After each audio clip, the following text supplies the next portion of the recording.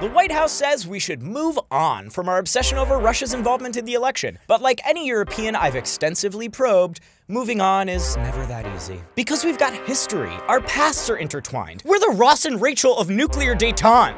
On today's agenda, we're digging into Russia, our favorite frenemy.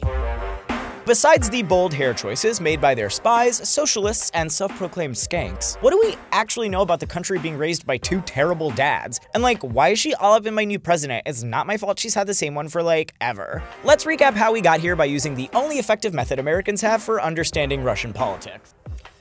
Farm animals. In the 80s, Gorbachev was the last in a long line of Soviet swine. But the Americans were like, little pig, let me in, and it had been a long winter. So Gorbachev started restructuring the farm while trying to hold on to its Soviet roots. He called it perestroika.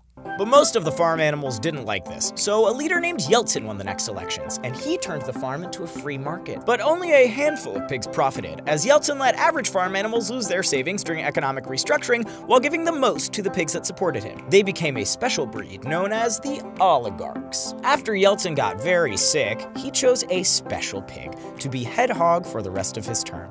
This pig's name was Putin, and he won the next election. He continued the practice of rewarding those animals closest to him, while attempting to annex parts of other farms, turning those who spoke out against him into bacon, and criminalizing the gay penguins at the zoo next door. When Putin was done being pig president, he had a friend take over for one term before extending term limits so he could run again. Bitch, you had your moment.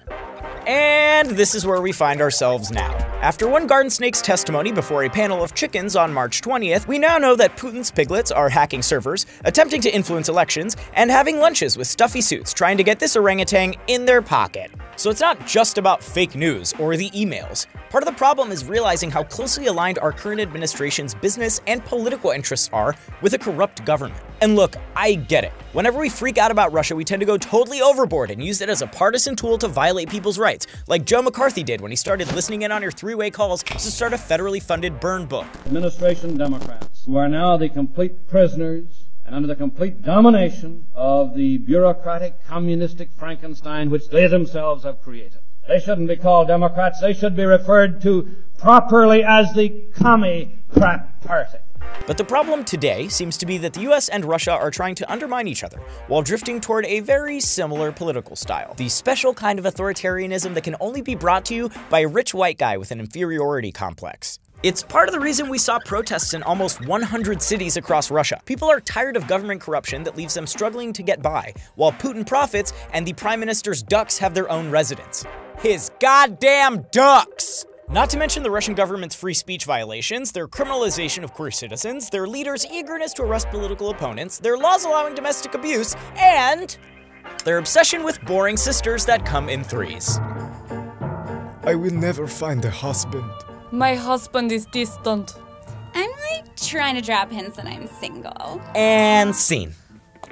Okay, Chekhov's Kardashians aside, sounds familiar, right? When Trump compliments Putin's style of governance, like when he praises the Russian leader for doing a great job, or edging out his enemies, or outsmarting Obama, he's not just playing nice with another superpower, he's co-signing on an authoritarian style of leadership. So if it walks like a duck, quacks like a duck, and really likes Putin, it might have its housing paid for by the Prime Minister? Who better to spot the similarities between Trump and Putin than an actual Russian citizen?